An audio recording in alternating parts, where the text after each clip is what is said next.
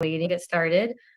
I am Laura Shrake, and on behalf of the Council of the Great Lakes Region, it's my pleasure to welcome you to today's webinar, where we will be discussing climate migration. The Council of the Great Lakes Region is a network of organizations. We are committed to finding solutions for regional, socioeconomic, and environmental issues.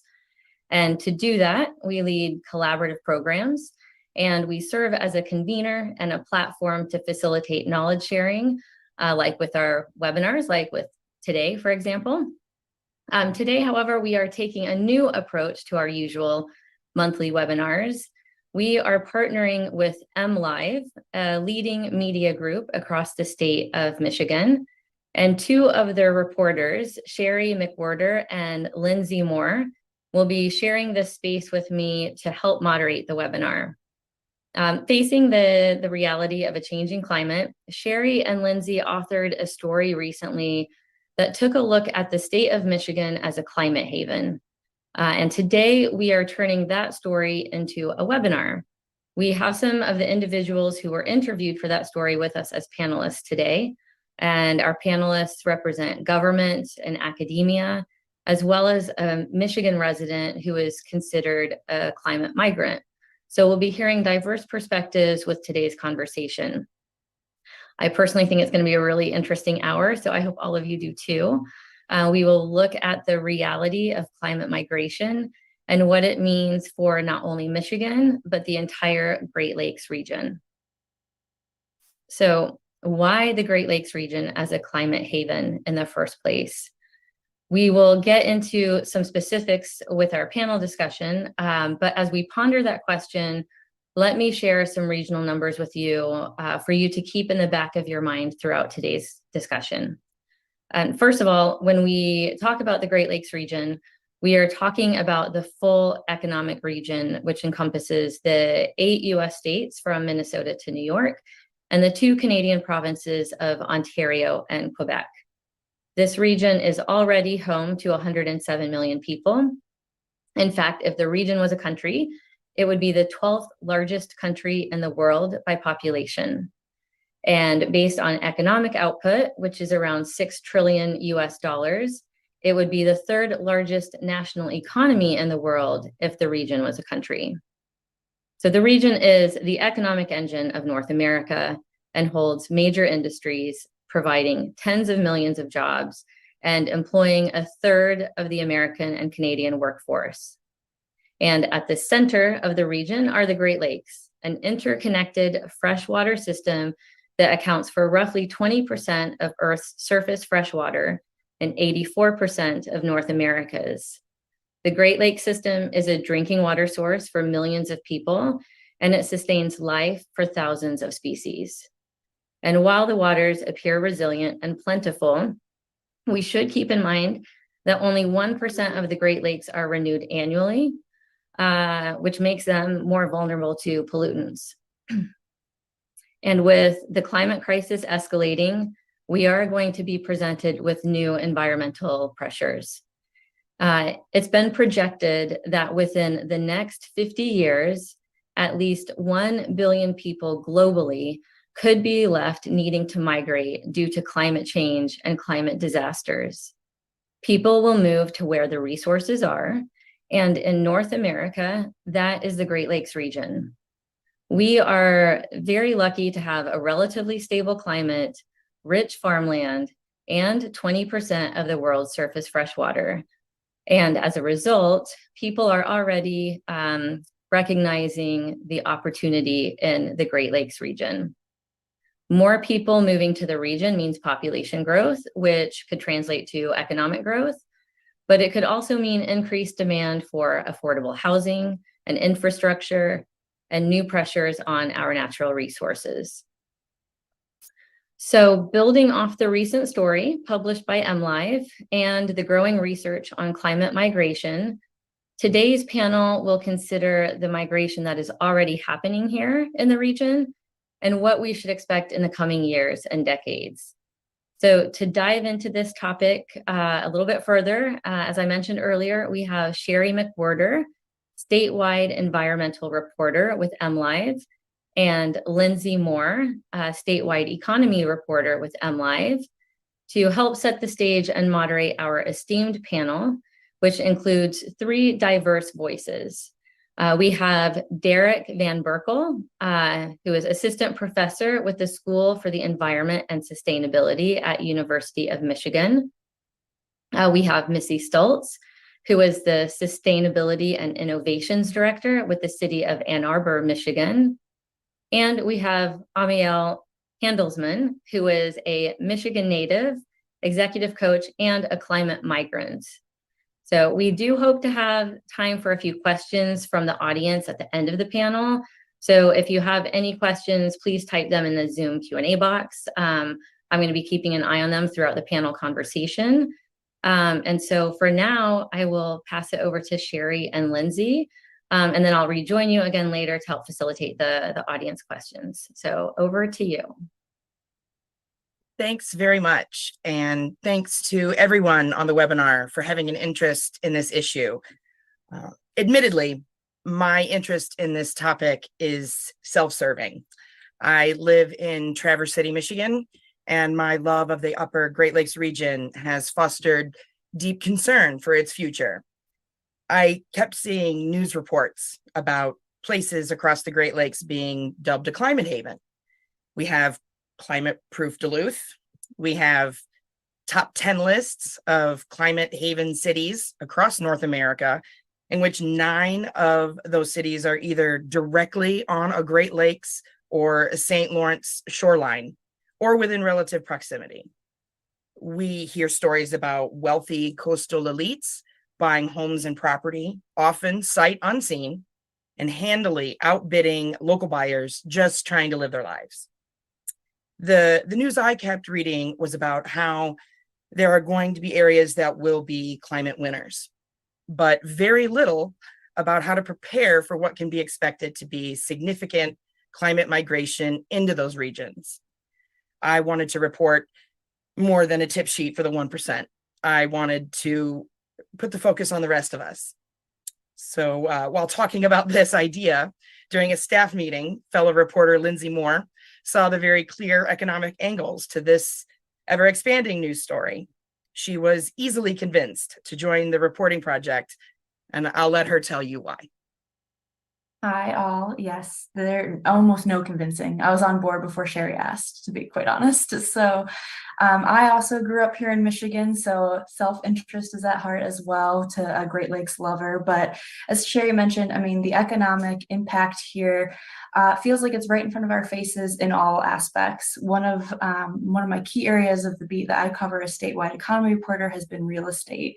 It's no surprise to anybody trying to look at a house, buy a house, sell a house, even walk past one that's incredibly competitive right now. But I was really kind of digging into why is Michigan's housing stock so far behind? We're playing such a big game of catch up still from the '08 crash and then the pandemic stalling things out.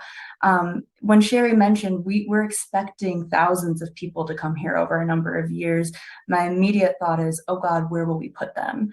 And, you know, that just kind of tangles into everything else, right? Not only housing development, but if we're going to put new neighbors here, do we have roads for them to get around? Do we have water sewer hookups already there?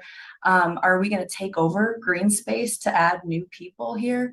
It just was, the question list was quite long as soon as Sherry and I got rolling, to be quite honest. At many points, our editors tried to kind of ring us in and say, let's focus on the here and now. Let's focus, like Sherry said, beyond the tip sheet, let's get to the big questions here. And so we did exactly that. We talked from an environmental standpoint, from an economic standpoint. How do we plan, prepare? How do we work smarter and not harder was really kind of a core value here. And above else, though, to really kick off this project, we felt like we needed to talk about the people that really were moving to climate havens. We didn't want it to be theoretical anymore. And so I was so grateful to meet Amiel in Ann Arbor, someone who did move back, boomeranged back to Michigan. And I think we'll start a conversation there, that this is really happening in practice right now, that people really do feel the threat of the climate, and as that's a catalyst to move. So yeah. We're going to start right there with Amiel. If you could tell us a little bit, you and your family have been out west for a number of years. You've raised a family in Oregon. What was kind of that catalyst moment that you decided it was time to move and move for climate reasons? Sure. Well, let me just first give a short answer as to why we left and why we moved here. So why we left was a combination of wildfires and wildfire smoke. And there's a big difference. Many people who are not affected by the wildfire are affected by the smoke. And then rethinking what mattered to our family. And we ended up moving here to Michigan and Ann Arbor in particular to be near grandma and grandpa. That would be our kids' grandma and grandpa. And so let me answer your question with a little bit of the story behind that as well. And I think to explain why I moved back, why we moved back, it's useful to describe why I left to begin with. And so back in the year 2000, I was 30 and decided to move to the West Coast for a reason that may be familiar to many people who do that. I wanted a fresh start. I wanted to be in a part of the country that seemed forward-looking. Now, I don't agree with all these things now, but this is 20 some odd years ago. And to try something different. And so I moved to San Francisco, and for the next 20 years, I would come back and visit Michigan. Always loved being back. And while I was away, always was proud to be a Michigander at heart, and would offer my defenses against the usual snarky comments about snow. Some people think we have snow in the summer, so I had to disabuse them of that notion. But I never seriously considered coming back, even though my father used every trick in the book to persuade us to come back. Never really considered it. And then 5 or 6 years ago, I remember one morning, my wife and I were walking out of the house in the morning with our kids to take them to school, and the air smelled different. And it smelled like being in a smoky bar, which I hadn't been in much recently. And that lasted a day or so, and it was because of wildfires, I don't know, a couple hundred miles away. Fast forward a year, same thing happened, but this time it lasted for a few days. And I remember going to the hardware store and getting something I'd never heard of before, which was an N95 mask to protect from the smoke. This is like 2018, I think. And then 2 years later, to really directly answer your question, Lindsay, was the catalytic moment. Fall of 2000. So everyone remembers what the world was like then. So like many families, we had our kids home doing online learning as best as they could. Portland also had all sorts of other things happening. And one day there was wildfire and smoke, and I went for a walk, and I came home and washed my clothes. And that was relatively mild. I learned about something called the air quality index. The higher the number, the worse the air quality. And they say the range was 0 to 300. So within a day or so, it hit 150, which is considered dangerous.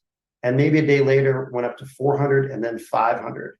So if you can picture yourself, all of you listening, being in your house with your doors locked, your windows shut, and gradually smoke seeping in, and not really enjoying that smell. And so you start to duct tape it and tape it. To make a long story short, it was just oppressive.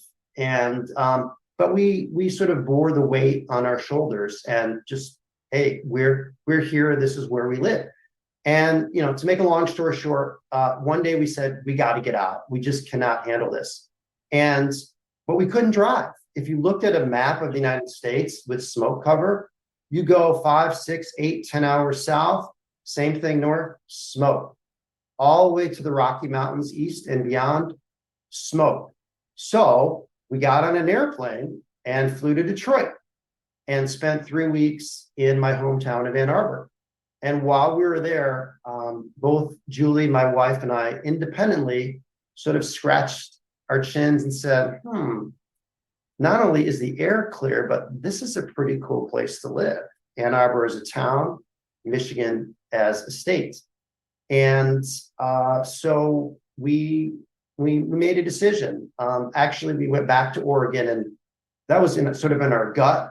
And we sort of checked in with our hearts and did some mental thinking about like, what would be the impact of this, but we decided to make the move.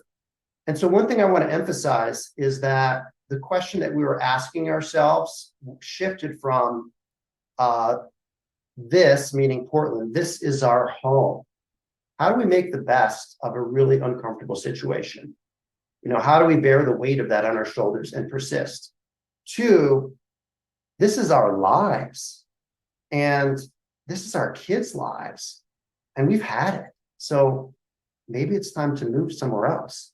And with grandma and grandpa back in Ann Arbor and it being home for me and just being a wonderful place to live, we made the choice. And so we moved back a couple of years ago. Yeah, I mean, when you first told me that story, it was so poignant to me, and it really felt like this driving force of why we need to be talking about this. And Sherry, our environmental reporter, kind of took that example and ran with it and said, okay, well, who's doing the work? Who's going to make this the place that this family wants to live in? So I'll kick it back over to you because we have some smart folks to add on to that layered story here. Thanks very much. And thank you, Amiel, for the story, for sharing that. It's you can't really blame folks for wanting to move to the Great Lakes. I mean, it's a bit of a treasure. For Derek at University of Michigan, as a data scientist,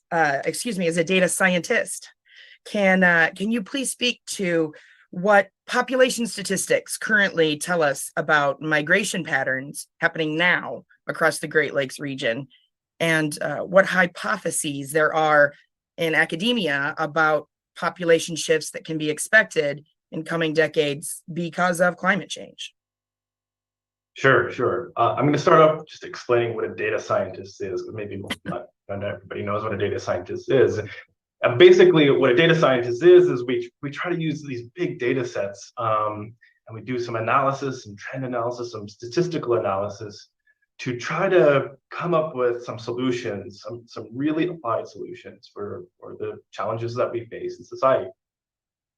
And luckily, we have this great data set from the US Census that tells us over time how population is changing throughout the US. A valuable data source. And basically what we see in the Great Lakes region, the US part of the Great Lakes region, is that our population has been staying the same or declining over the last period, since the 70s, since deindustrialization. And that is somewhat attributed to deindustrialization, where there's less employment in this region. But actually, over the last 10 years, more related to the fact that we have an aging population, and that population isn't being replaced by births or people moving into the region. There are definitely places that are still increasing in population. So Grand Rapids, Madison, Minneapolis, Detroit, those places are still receiving population, but it is not really attributed to immigration. Okay. So as a data scientist, that stagnation or that decrease basically tells me that I cannot do a trend analysis. If we said what happens in the future in 30 years, we would say, well, it's just going to stay the same. But obviously, that's only one part of the story, right? If we look at migration, we have to look at kind of a broader scale. So what's happening in the US, what's happening globally. And obviously this conversation is about climate change and how that might actually push people to our region. So that part of the story, we might deal with that, and scientists often deal with that using scenario analysis.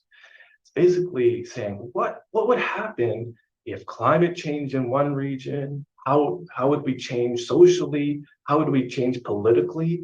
And we try to kind of suss out what would maybe happen. So we obviously understand that there are places in 100 years, maybe 30 years, that are going to become They're going to experience a lot more extreme weather, maybe related to fire, but also hurricanes and that sort of thing.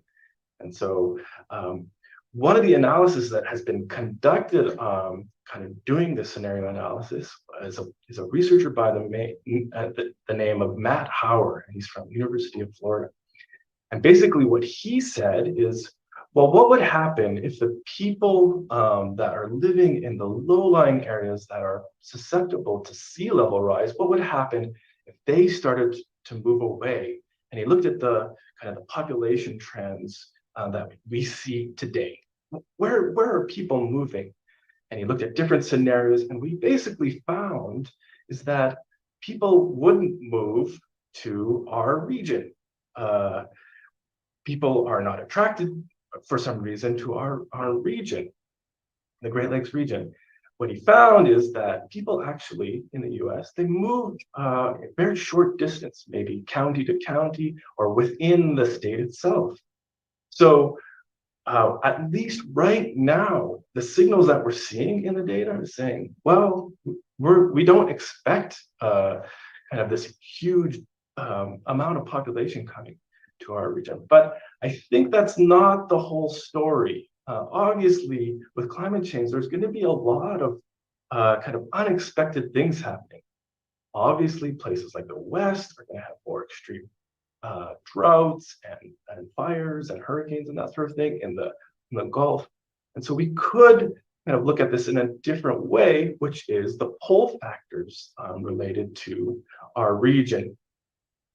The migration data that we actually have for our region actually shows that people are moving in. There are places in our region where people are migrating, at least in the short term. Those tend to be places like the northern parts of Michigan and Wisconsin and Minnesota. And they're kind of concentrated around kind of like these wooded areas, these kind of beautiful areas. So there's some indication that there's people that are moving for amenities. They're moving for amenities. There's definitely a lot of think tanks and businesses that are projecting that population will come to our region. And so one of the thoughts, obviously, is that we have this great asset. We have this great abundance of water, and that could catalyze kind of economic opportunities towards kind of the water that we have. I think it's going to be a pleasant place to live. Obviously, people like water. They want to live near water. You can also think about the fact that in a kind of a warming climate, our winters are going to change. They might be a little bit survivable for people that are they're not used to winters. So there are definitely these pull factors that we could put in our scenarios of what might happen in the future. My own assessment of this is that it's really difficult to know when or who or how this is going to happen. And so sometimes just thinking about these scenarios and thinking about them at state and national levels is really important for us to kind of prepare our communities for this. We have challenges within the Great Lakes. We have aging infrastructure. So this, I think, is a really important conversation to start off these broader conversations about sustainability in our region. Yeah, thank you so much for that. I am very eagerly awaiting Matt's next paper to be published. I keep bothering him every few weeks with an email, like, when's it coming? Now I know that you're doing pretty good work there at the University of Michigan, and I was hoping that you could speak to this data tool you're building for communities who are expected to be on the receiving end of climate migration, to help them plan for future population growth. And I would love if you could also speak to the importance of getting input from the people who currently live there. Definitely. So the tool that we're thinking about, that we're developing, we're redeveloping is called Participatory GIS Urban Development Tool. It's a mouthful, but the acronym is PIVOT. So PIVOT is please don't translate that. It's a hard acronym, but the idea is that we're thinking about pivot as this to conjure up this thinking that we're going to need to adapt. We're going to need to pivot as cities and regions in the Great Lakes. So obviously, we are going to have some challenges going forward. We're going to have probably more precipitation, which could lead to more flooding. We're probably going to have more days of extreme heat. And so we're going to have to redesign our cities and think about those challenges going forward. And obviously, when we're thinking about migration, thinking about how we could create cities that actually pull those folks towards us and think about the challenges related to that. And our overarching philosophy or our overarching goal with that is to think about new ways that we can start this conversation a little bit more broadly, to get input from communities that are potentially going to be receiving communities, but also to think more broadly about sustainability and a just and equitable outcome.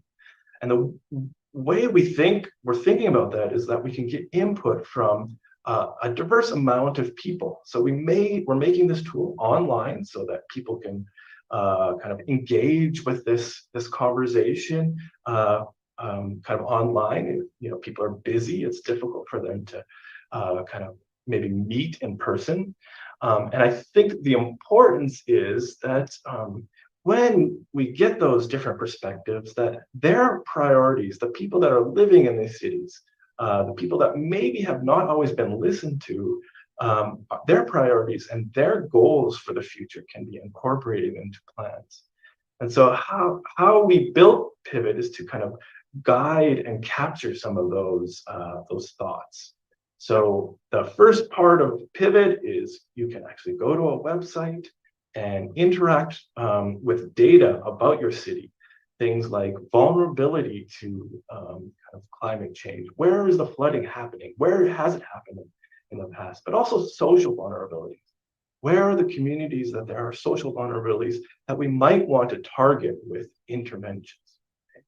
The second part is actually a land change model. So we're actually trying to say, well, what happens if 50,000 people come to your city? Where could we accommodate them? And we use kind of statistical models to try to predict where that happens, and then visualizations of how that may play out. We want to start a conversation about, can we, do we want to kind of spread into farmland that's obviously going to be valuable in the future, or can we densify kind of urban cores, and what are those trade-offs related to that? And we want to use that as a tool to kind of start that conversation. And then finally, part of that tool is that you can actually draw on those maps within this kind of online environment. So we can prioritize these different things. So we can ask the public, hey, where would you like densification? Where do you think we should put trees or green space to make our city more livable? So that we get a bit of a more representative or priorities from everybody in the community, so that any projects or interventions that we make are hopefully more sustainable, because people are kind of benefiting more broadly. So I'm really excited about this tool, and so we're building it at the moment, and there are a few tools online. So if you're really interested, please reach out and I can give you some more details. Wonderful. Thank you, Derek. I appreciate it. I'll be scoping out your website. Want to turn to Missy, who is in Ann Arbor, and because Ann Arbor has already put a big focus on this. And Missy, I was hoping that you can talk about the ways Ann Arbor is already thinking about and preparing for being one of these receiving communities for climate migrants.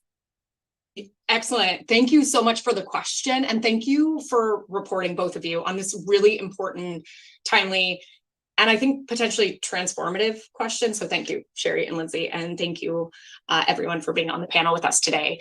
I think I'm going to start in responding to that question to talk about the work that we're doing every single day to make sure that Ann Arbor is a great place, building on what Derek just said, for the people that are already here. Right. And so in doing that, that's making sure we're listening to our residents. We're focusing on quality of life. We're enhancing access to the accoutrements that make our place great. Right. And so in doing that, as we're making decisions at the city, we have moved to integrating climate change into those different variables as we're thinking about things like, how has temperature and precipitation changed over time? Well, I can tell you, we've experienced over a 30%, 37% actually increase in extreme rainfall that falls on the city. That matters, right, during a rainfall event. So how do we take that, look at future projections, and make sure as we're doing land use decision making, or we're siting infrastructure, or we're enhancing our infrastructure, that we're including those physical changes in climate in our decision making? Sort of makes sense, right? And I'm really proud of the city for the way we've seamlessly integrated kind of physical projections of climate change into our work. What's also true, though, is we can do a really great job planning for those physical changes in temperature, precipitation, freeze-thaw cycles, the kinds of things that GLISA, the Great Lakes Integrated Sciences and Assessment, which Derek represents, can help communities throughout the Great Lakes region get that really great climate science data. But if we don't think about climate migration and we don't think about demographic shifts in our region, then are we really going to be designing a climate smart future? And that's a question we've been starting to ask. And I don't have an answer. I would say we're also working with Matt from Florida State University. Previously, we did some analysis. We had him come up. We started workshops thinking about climate migration and what it might look like. And you've heard there's challenges with the data. There's high uncertainty associated with it. I don't care. We deal with uncertainty every single day, right? And I think, and I'm just going to put sort of my lens on this, I think we're already in the second wave of climate migration. I think what we heard is that we've got folks who are starting to move into the region based on lived experience, climate threats in other areas, and kin networks that call them. But I actually think the first wave are people like me. I think it's folks who work in the climate change field and have made decisions about where we're going to settle. So we're in the second wave, and I think we're talking about preparing for the third. And so that's the kind of conversation that we're having, and it is more qualitative than it is quantitative. But I want to give you a specific example of what this is looking like for us in our place. We need to make an investment in a new water treatment plant in Ann Arbor. It's time. We've been working on technical designs. We've got folks thinking about that system. We've integrated changing climate parameters like temperature and precipitation, as I mentioned before, into those designs to make sure we're thinking about future water demand, water quality, water supply, climate impacts associated with that. Great, great model. And I think we could design a water treatment plant that is physically smart in terms of climate change impacts and undersized because of climate migration.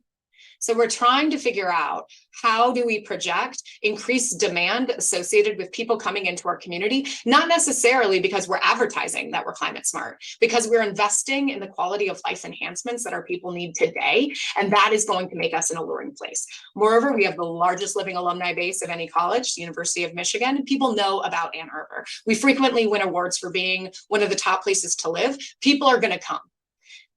How are we going to prepare for that kind of climate migration despite not having specifics? So this is just an example that we're wrestling with in real time, thinking about the water treatment plant, how we size it, how we design it to make sure that it's climate smart for today and tomorrow, because ultimately that's what this is about. It's making sure Ann Arbor and all of Michigan and all of the Great Lakes is a great place to live today, tomorrow, and into the future. And that's what we're working on. Wonderful. I was really kind of amazed to see that even the voters in Ann Arbor voted for a climate change tax and to pay for work happening around the community. It was incredible. Now, when we spoke months ago for the article, as we were reporting it out, you said that rather than approaching the challenges of being a climate haven, community by community, as Ann Arbor has put such a focus on it, they decided to, that perhaps there should be a statewide conversation here in Michigan about climate migration. Taking it bigger. Why do you believe states, Canadian provinces, even the Great Lakes region collectively should have this climate haven conversation rather than as individual communities trying to make their way through this? I love this question, and there are so many tentacles of it that we could sort of pull on.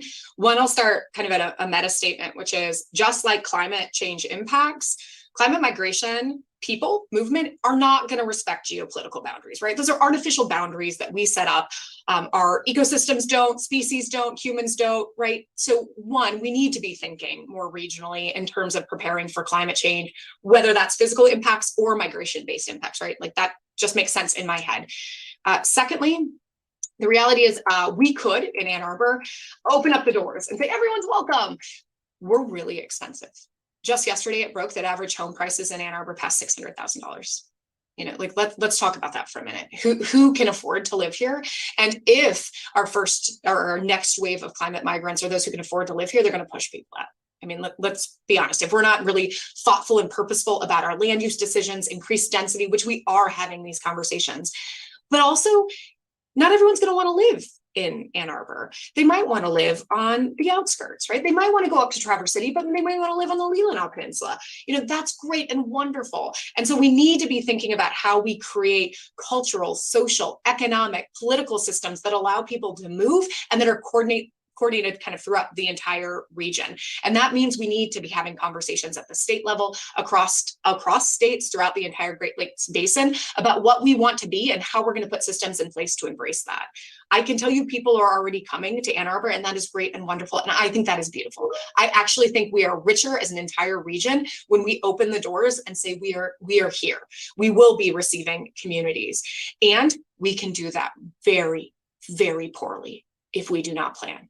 And I am worried that we are starting to go down a path that is not going to set us up for wild success. So it is time right now to be having these conversations and putting the systems in place. I love your cat's tail, to be wildly successful and making sure this region doesn't just survive, but it thrives. And all the people here have just this incredible, incredible opportunity to contribute to our sustainable future, which is what we're all aspiring for.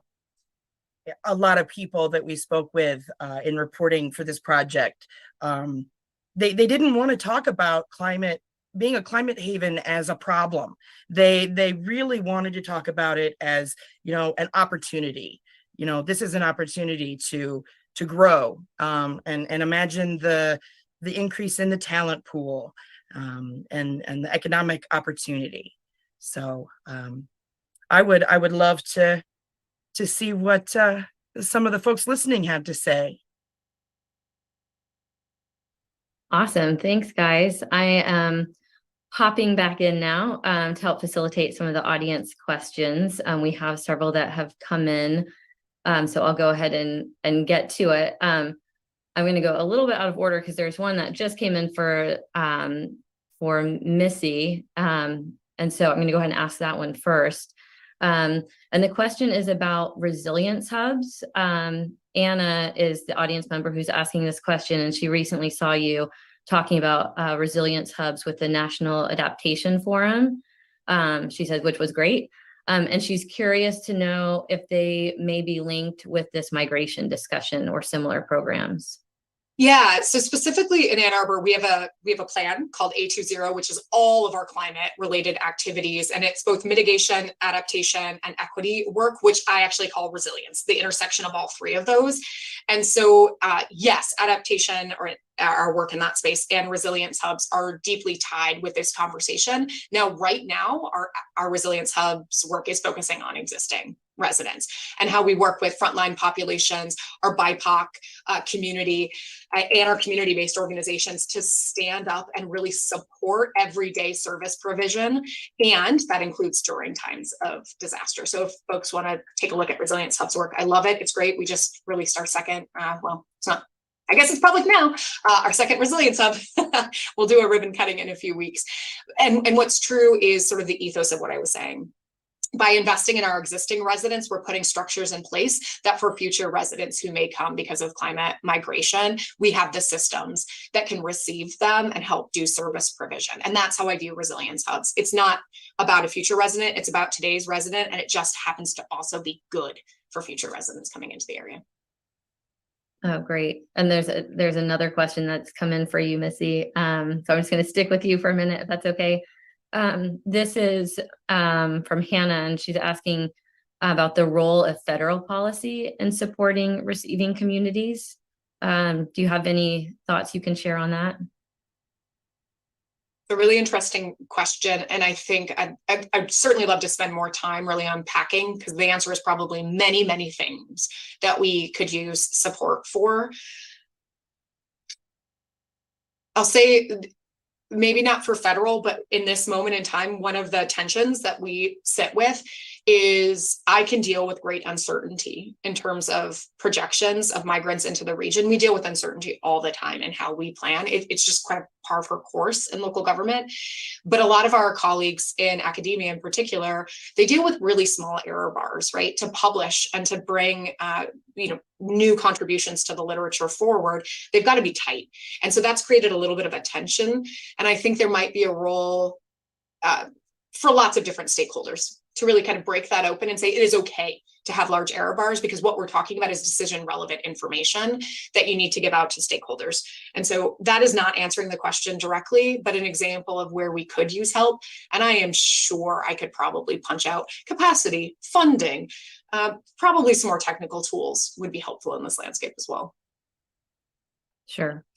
I can say a little bit about that. So generally, the adaptation that we've taken kind of at the federal level has been about managed retreat. So there are those places that have been targeted with basically moving populations away from kind of the most hazardous areas. So that has been the major kind of thrust of kind of federal policy. But it's definitely on the radar kind of in federal circles. So NOAA is really interested in this topic. And I think that there will be some more integration of this thinking within the Justice 40 kind of planning and funds and that sort of thing.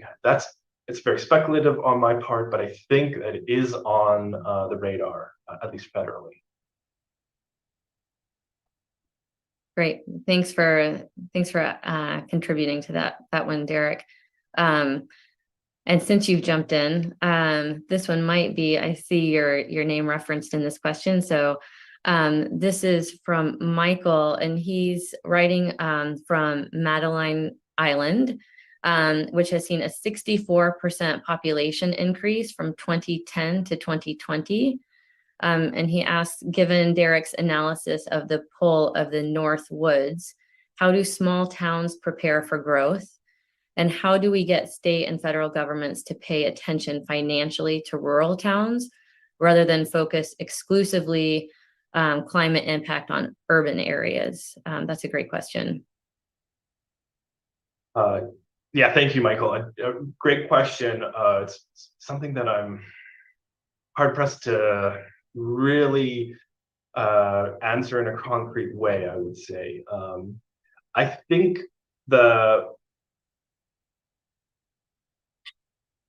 getting these resources for these very small kind of rural areas is a very difficult challenge, right? So you actually are doing competitive bids and that sort of thing. And so I think there will be funds for this, but I'm not sure if they're coming in the pipeline and that sort of thing. I'm going to do a little bit of a pitch for my GLISA work. So we are actually doing a small grants competition right now, so that cities like yours can actually apply for funds to do this kind of planning.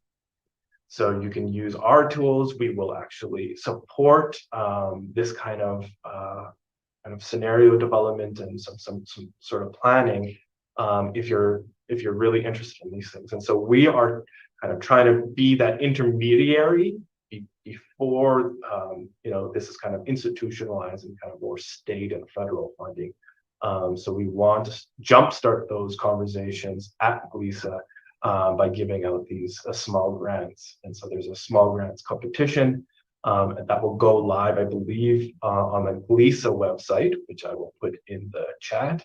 And I think that's next week sometime. So that is one way that you could actually jumpstart those conversations. Great, thanks, Derek. I will go to a question from Jeff, who asks, are state and other demographers in the Great Lakes states considering this phenomenon when putting together their 2050 population projections? Ours in Wisconsin won't be out until late 2023 or early 2024. I don't know. I don't know. I know that just to inform people generally, all states have to make those population projections. My experience with them has been that they use very simple models, so they just project out from previous trends. And I think some of the things that I've talked about is that there's a lot of uncertainty about this. So I would speculate that it's a little difficult for them to think that far ahead. Usually it's only like 30 years in the future. And so I'm kind of skeptical that they would be able to kind of incorporate those more complex model projections. I would just add, we had this conversation with our regional council of government who does a lot of our local projections, and this was really complicated for them to figure out how to do. And so the answer was no. They were asking questions, but the models themselves that they were producing, the results from them were not factoring in climate-based migration. So wild, wild west is kind of what it feels like. Mm-hmm. But it's on the radar. Do you think? Let's say hopefully. Yeah. Okay, great. I'm going to throw in a question of my own because often our webinars are around business and sustainability. So I just would love to hear any thoughts on in terms of economic opportunities, but also challenges that might come with the influx of climate migrants. If any of you have any thoughts on what the role of businesses will play. Does anybody want to take a stab at that one? Sure, I'll tell you a little bit about what came up when I asked those questions for this project. Actually, a piece that kind of cutting room floor didn't make it to the project was I did some interviews with corporate real estate as well. And so that was kind of a big one in terms of insurance, right? The money, the cost of doing business in a place that might flood or might burn or might get swept away, to be blunt. And so that kind of came up very quickly in conversations when choosing these large projects. Where will we go? The other side of that coin, Michigan is seeing this quite a bit, as is a lot of the Great Lakes region, is when corporations are choosing, big, what we call mega sites, is the green space kind of dance that we're doing. What are we losing as we're bringing corporates and as we're bringing then, new people here as well? Like, it's all tied together, as we've noted throughout this conversation, that we want to bring jobs to the areas that people want to live. They want to live in climate havens. What are we taking away? What gets subtracted in that equation? And oftentimes it's the one thing that we all came here for, which is the land or the space, the water, etc. So I think all of what I just said could be summarized as corporations need or should be thinking about how to be a good neighbor in all of this. The other side of that coin, I'll go back and forth. I'm a journalist, I'm unbiased. The other side of that is that they get, Sherry mentioned, this talent pool has been brought up over and over in my reporting on this, of where do people with remote work want to live? Let's kind of follow them, or let's at least make it available for them to work for us. And if everybody wants to work on a lakeshore, why would you not? We need to adapt to that as well, as what I've seen quite a bit in. So that's my 2 cents as the economy reporter. That's great. Thanks, Lindsay. All right, well, I'll get back to some audience questions then. Let's see, here is one. They're starting to really flow in now. So this question is, what risks of social unrest or threats of political violence does this panel perceive might take place during a disruptive period of accelerated climate migration based upon the anti-lockdown actions that occurred during the pandemic. Does anybody want to take a take on that one? I'll do a broad. I'm not going to answer that concretely because I do think that's a good question. It's not one that we hit on in this reporting. I will say something that Sherry and I feel passionate about is just talking about the inequity across the board. I think our panelists have spoken to that at length, and there's more reporting to be done there. I think, as with everything, that's where you see tension, whether it be political unrest or anything else. And I do think our panelists have kind of spoken to that it needs to be thoughtful to get ahead of it and not be retroactive for who gets pushed out to the fringe, who gets to be the outlier because they either couldn't afford or they just couldn't, feasibly stay where they wanted to go and where everybody decided they wanted to go as well. I know that this is not answering the question directly. This is the best version of the answer I have, but I will write it down in my notebook to ask people that know better than I for the next story. Sure. Can I jump in on this? I don't know that I can answer the bigger kind of context about social unrest, but I want to name that in many of our places, we already are at a really tense moment about what we are and what we're becoming.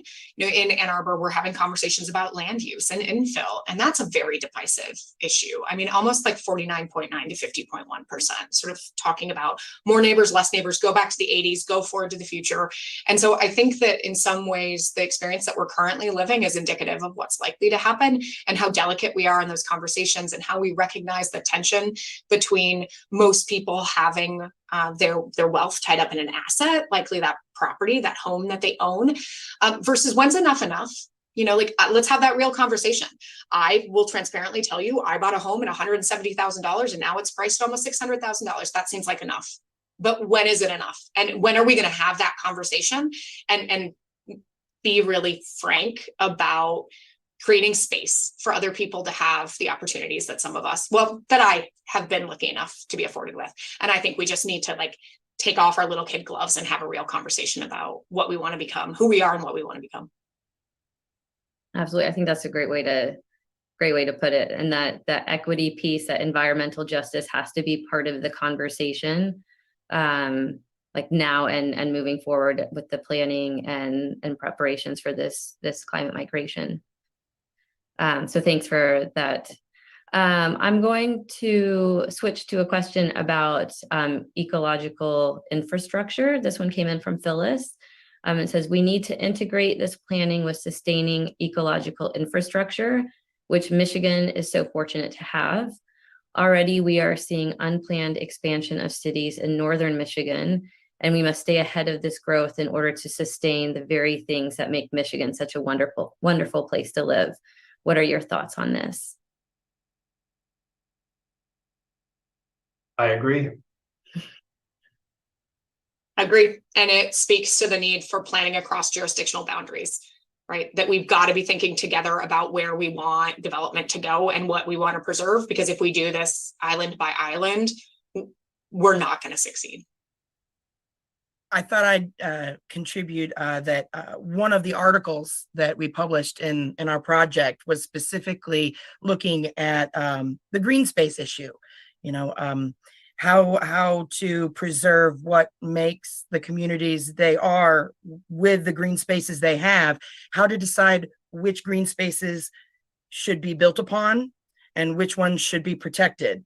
And there's a lot of work happening around Michigan in preserving land we have a lot of state and federal land already in Michigan, but there's even more that are in private hands.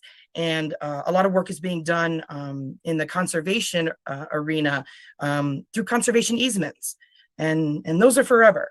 And that means that the land can't be developed. It'll always be either a natural space or working farmland. So there's a lot of work happening there to preserve as much as possible of what we have. Yeah, that's really important. And I think we had a question about the conservation easement. So I think that you may have answered 2 in 1 there, Sherry. Thank you. Are any of you aware of any developing plans to actively market any cities, whether it's in Michigan, maybe for your where you're based, but marketing any cities as a climate migration location? Sherry, I think maybe you came across some of this in your reporting, but like promotional campaigns for cities and drawing people to those locations. We did, and I'll have Lindsay speak to that because she works more closely with the organization here in Michigan that's thinking about that. Yeah, so as Sherry kind of started this conversation, there is that list. As she mentioned, she actually spent a little bit of time in Duluth, which I think maybe they branded climate proof. I don't know, but it rhymes nicely, so that's great marketing. As well, I mean, Ann Arbor, Detroit on the list, and also within Southeast Michigan, they were definitely, working regionally just to talk county by county about what that meant.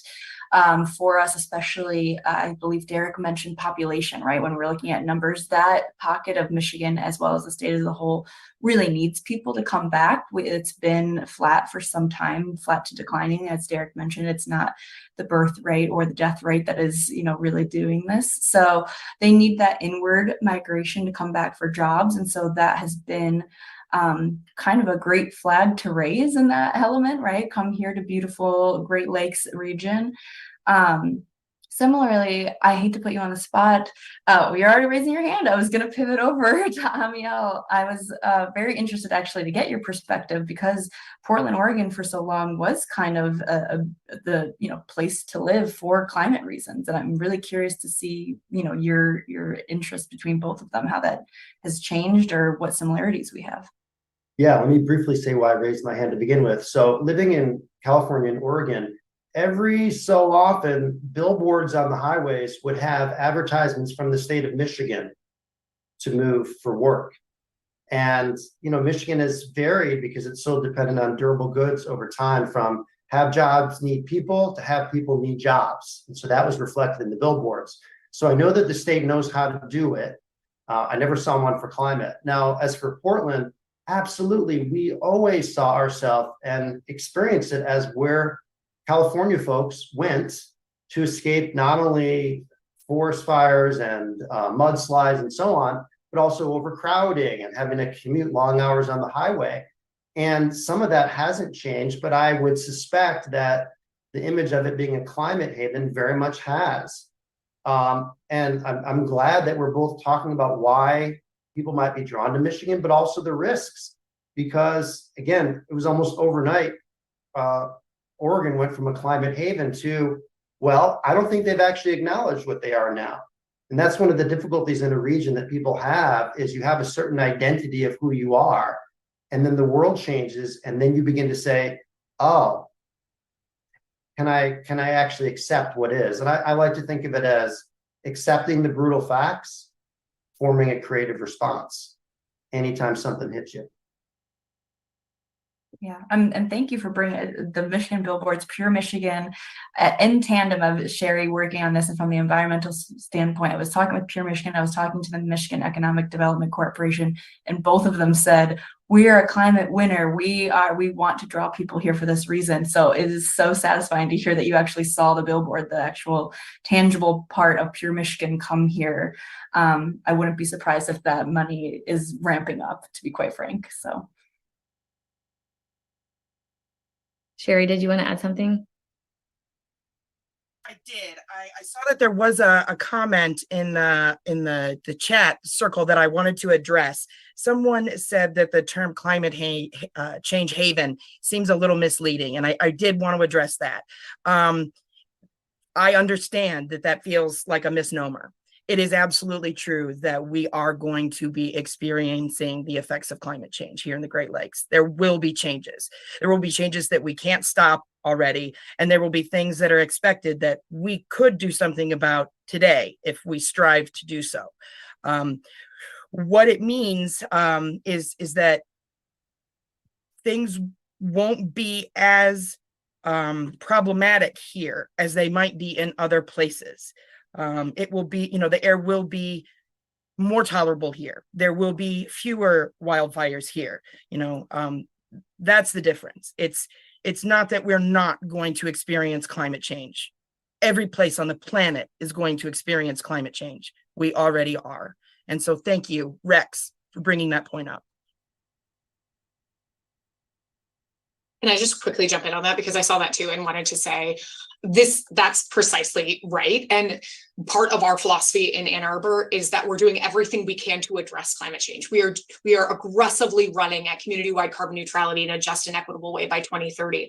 And what I think that means is when we are successful, that makes us an alluring place for people to come. So it's not that we're saying by focusing on climate mitigation, by focusing on enhancing the resilience of our people and our place here today, that is actually, I think, going to make us more of a draw for folks to come into the region. And so we're not going to go out and be like, look, we're a climate haven. At least I don't think that's what we'll end up doing. We're just going to lead the fight against climate change.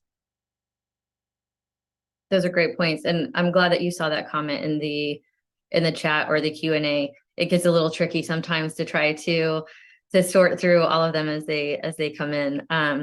But this hour flew by. I thought it might, but it's unfortunately we were 2 minutes over time, so we're going to have to wrap it up. Thank you to our panelists, Derek, Misty, Amiel, for joining us today and sharing your wisdom and experience and knowledge. And thank you, MLive, Sherry, and Lindsay, for your partnership and for moderating the panel today. I really appreciate your time and the valuable conversation. I know our audience did as well, especially with the loads of questions that we had coming in. I would also like to mention the Herb Family Foundation. They support the Business and Sustainability Network of the Council of the Great Lakes region, which includes our monthly Business and Sustainability webinar series that we host. And our next webinar is on May 31st. That's linking efficiency and technology around net zero strategies. So I hope all of you will be able to join us then. But again, thank you so much to our panelists and MLive moderators. Really appreciate your time and joining us today. And thank you to our audience as well. Have a great rest of your day.